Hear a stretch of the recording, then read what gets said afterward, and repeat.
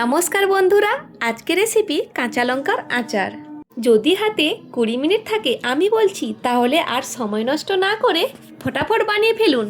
এই কাঁচা লঙ্কার আচার ভাত, রুটি, পরোটা যেটার সাথে চাইবেন সেটার সাথেই পরিবেশন করতে পারবেন। আর এই কাঁচা লঙ্কার আচার 1 বছর ধরে সংরক্ষণ করে রাখতে পারবেন। আর এই শীতকালে বাজারে কাঁচা লঙ্কার দাম তো খুবই সস্তা, তাহলে নিয়ে চলে এসো, ঝটাফট বানিয়ে ফেলো। তো আমি আজ তৈরি করার পদ্ধতি দেখাবো, কিভাবে সংরক্ষণ করে রাখবে সেটাও দেখাবো। তাহলে এই কাঁচা লঙ্কা আচারটা বানানোর জন্য আমি নিয়ে নিয়েছি 500 গ্রাম ঝাল কাঁচা লঙ্কা। আর চেষ্টা করব এইরকম ফ্রেশ কাঁচা লঙ্কা ব্যবহার করতে। আর কাঁচা লঙ্কার যে বোটাগুলো সেগুলো আমি প্রথমে এইভাবে ছাড়িয়ে নেব। সমস্ত কাঁচা লঙ্কার বোটা ছাড়িয়ে নেওয়ার পর এবার কাঁচা লঙ্কাগুলোকে খুব ভালো করে জল দিয়ে ধুয়ে নিতে হবে। আর এটা মনে রাখতে হবে যে বাজার থেকে কিনে আনার পর প্রথমে বোটা ছাড়িয়ে অবশ্যই জল দিয়ে ভালো করে ধুয়ে নিতে হবে। তবে ধুয়ে নেওয়ার পর এই কাঁচা লঙ্কাগুলোর মধ্যে একটু জল থাকা যাবে না, যেহেতু এটা দিয়ে আচার তৈরি করা হবে। আমি তো এইভাবে সুতির কাপড়ে ঢেলে কাঁচা লঙ্কাগুলোকে শুকিয়ে নিয়েছি। তোমরা চাইলে আধ ঘন্টা থেকে 1 ঘন্টা রোদে শুকিয়ে নিতে পারো। লঙ্কাগুলো কাটার আগে হাতের মধ্যে তেল মাখিয়ে নেব, যাতে কাঁচা লঙ্কার যে ঝাঁঝ ভাবটা সেটা আসবে না, ফলে হাতের মধ্যে বা নাক চোখের মধ্যে কোনো রকম অসুবিধা হবে না। আমি একটা ছুরি নিয়ে এইভাবে লঙ্কাগুলো কেটে নেব, তোমরা চাইলে বটিতেও কাটতে পারো।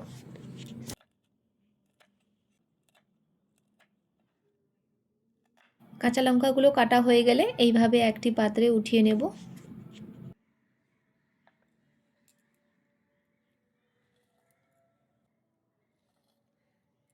কাঁচা লঙ্কার আচার বানানোর জন্য 4 থেকে 5টি লেবু নিয়ে নিয়েছি।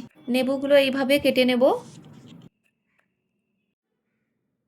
সবগুলো লেবু কেটে নেওয়ার পর একটি পাত্রে ছাঁকনি নিয়ে লেবুগুলোর জুস এইভাবে বের করে নেব।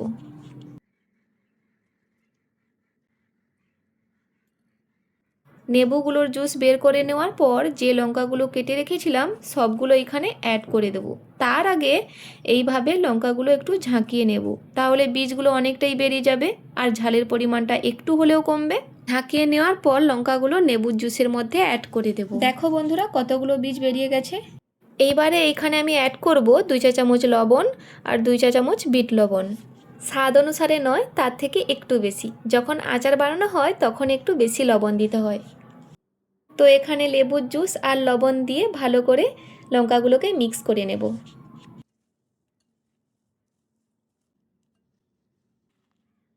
ভালো করে মিশিয়ে নেওয়ার পর 10 মিনিটের জন্য রেখে দেব। তার মধ্যে আমি মশলাগুলো তৈরি করে নেব। ওভেনে একটি কড়া বসিয়ে হালকা গরম হয়ে গেলে এর মধ্যে দিয়ে দেব 2 চা চামচ মৌরি, 2 চা চামচ গোটা ধনে, 2 চা চামচ সরিষা, 1 চা চামচ গোটা জিরে ও হাফ চা চামচ মেথি দানা দিয়ে হালকা আঁচে মশলাগুলো ভেজে নেব।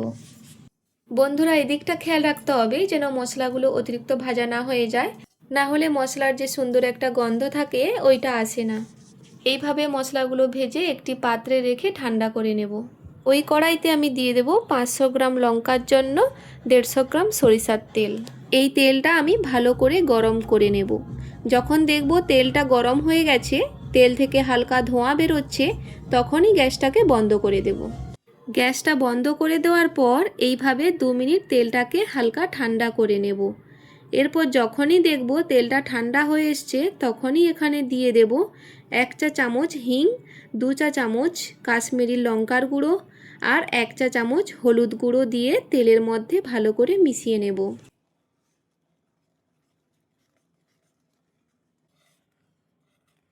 এইভাবে তেলের মধ্যে মশলাগুলো ভালোভাবে মিশিয়ে নেওয়ার পর লঙ্কাগুলোর মধ্যে আগে থেকে বানিয়ে রাখা গুঁড়ো মশলাটি এখানে দিয়ে দেব। আর এখানে আপনারা দেখুন, মশলাটি আমি মিহিভাবে গুঁড়ো করিনি, একটু দানা দানা করে রেখেছি, যাতে আচার খাওয়ার সময় মুখে পড়লে এর স্বাদটা খুব সুন্দর আসে। এরই মধ্যে আমি 1 চা চামচ কালো জিরা দিয়ে দিচ্ছি, এতে দেখবেন এর স্বাদটা আর একটু বেড়ে যাবে। তারপর লঙ্কার মধ্যে মশলাগুলো ভালোভাবে মিশিয়ে নেব।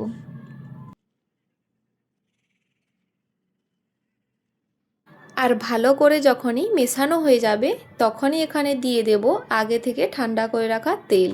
আর শীতকাল মানেই তো ঘরে ঘরে আচারের প্রস্তুতি, তাই তো শীতের শুরুতে আপনাদের এত সুন্দর একটা আচারের রেসিপি নিয়ে চলে এলাম। তো এইবার আমি বড় চামচে 2 চামচ ভিনিগার অ্যাড করে দেব, যাতে আচারটি বেশি দিন ধরে সংরক্ষণ করে রাখা যায়। কি আবার দেখে জিভে জল আসছে তো? যদি এই আচারের রেসিপিটা আপনাদের ভালো লেগে থাকে তাহলে একটি লাইক ও সাবস্ক্রাইব করে পাশে থাকবেন। আর কমেন্টে অবশ্যই জানিও আচারের রেসিপিটা আপনাদের কেমন লেগেছে। আমি আসছি আবার পরের ভিডিও নিয়ে। ভালো থেকো, সুস্থ থেকো।